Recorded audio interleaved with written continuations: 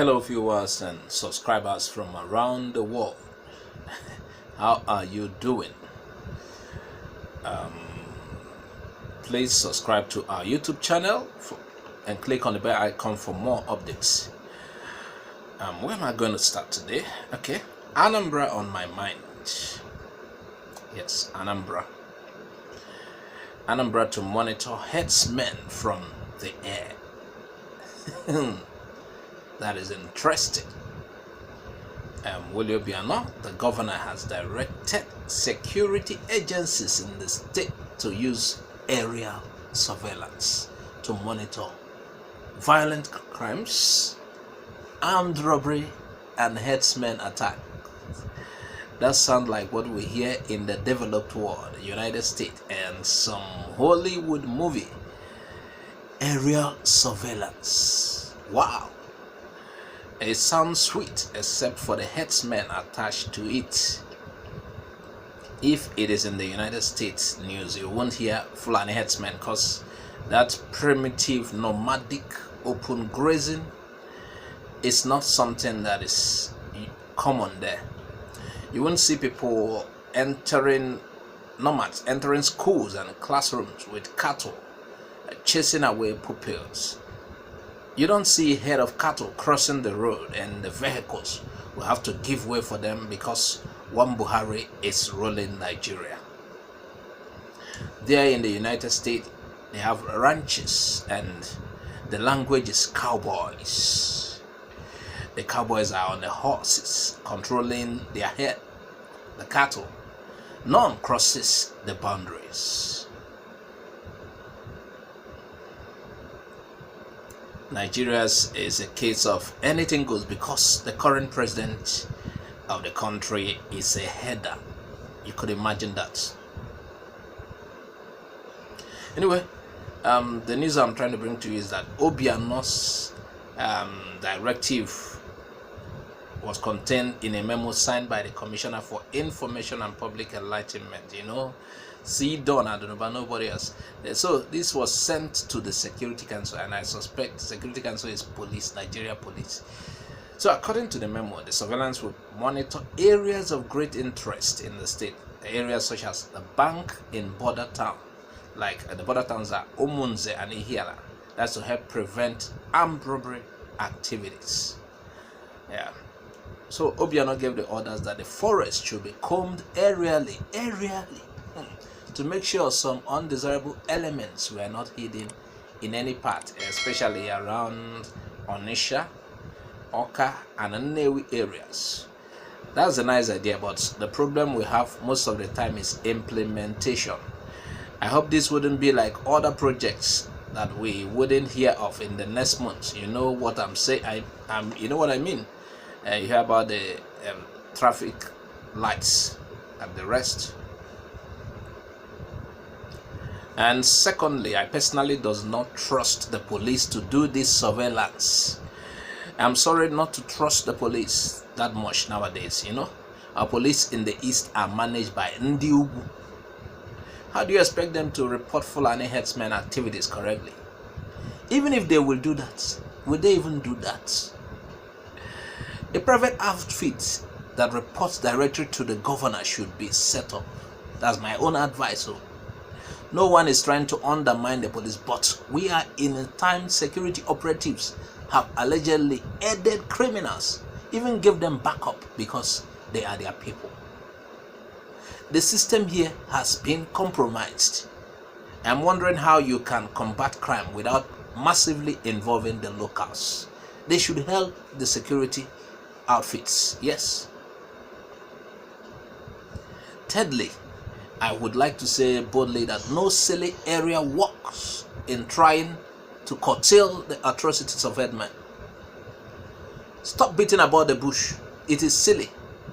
Oh, Southeast governors, you know what to do, but you are either afraid or you are only trying to play politics. Please stop playing with the lives of our people. Like I said, you know what to do. Perhaps I will have to remind you again.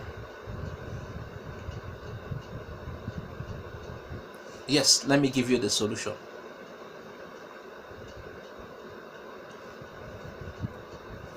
Open grazing must be banned outrightly.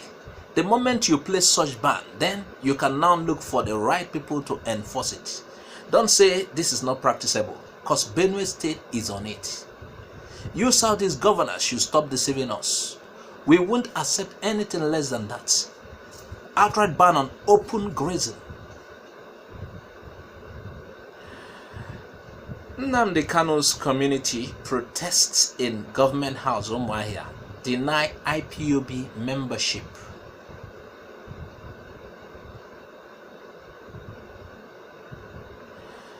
This development is somehow. I remember how an innocent guy then in Lagos who was arrested and tortured by the police was stealing some clothing materials.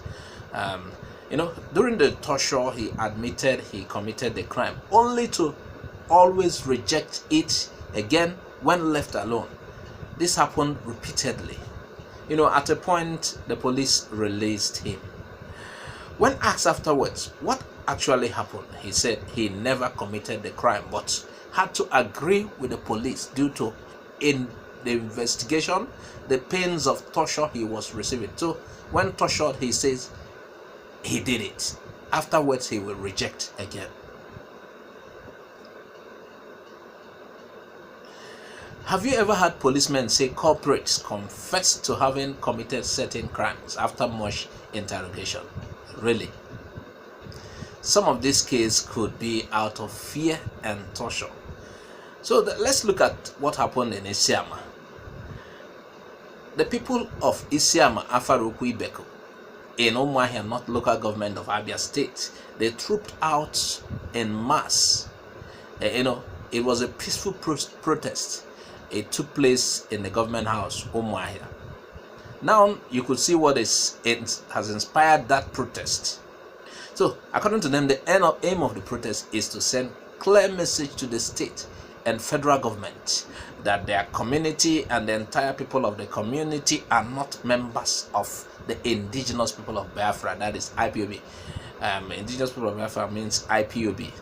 They say whose leader is Nnamdi Kanu and from their community.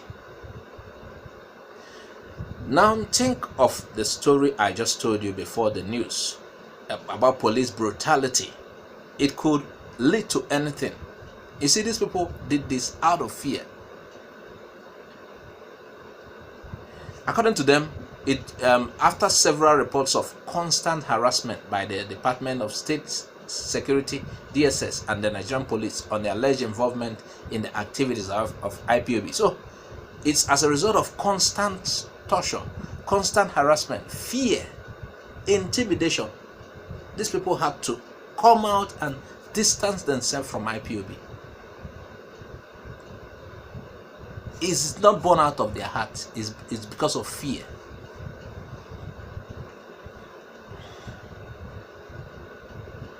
While other inscriptions read, we say no to DSS intimidation in Afaraukwu. Another read, DSS leave Isiama Afaraukwu alone.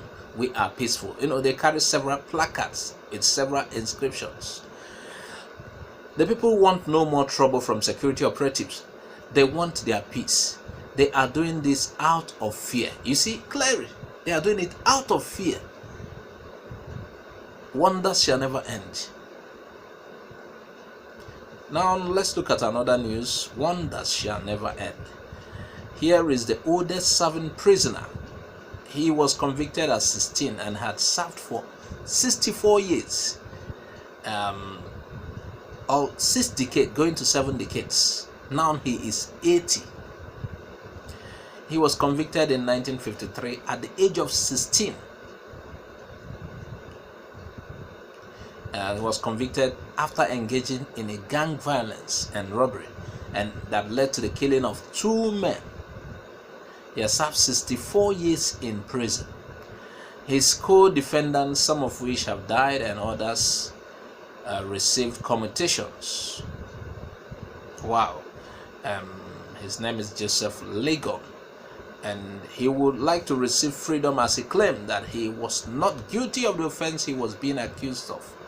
Although he was recently offered parole, which means freedom in order to remain under the control of the Pennsylvania Department of Correction, but he refused. He will have to be reporting if he's freed on parole. So Joseph Legon is 79 to 80 years old, and he has been serving prison sentence for 63 years. Could you imagine that? However, he still claims he's innocent.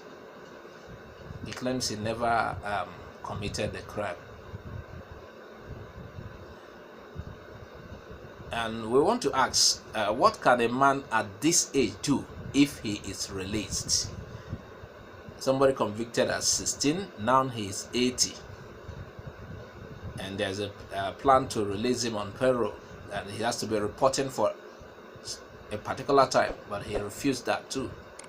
Now let's assume he's going to be released at this 80. What can he do again? Please, we'd like to hear your submissions on this on the comment section of this YouTube. Tell us what you think about the Afaraukwu people who came out to deny IPOB. Like we said, from all indications, is out of compulsion because of harassment. Also, we'd like to hear from you. What do you think about the setup of Obiano? The surveillance from the air, is it what will solve the problem? Yes, it works for some other things, but will it solve the problem? Will it stop the herdsmen? Who will do the surveillance? Thanks for watching Igbo Area TV. Please subscribe to our YouTube channel. Also click the bell icon. Like our Facebook page. Join our Facebook group. Follow us on Twitter and Instagram. Bye for now.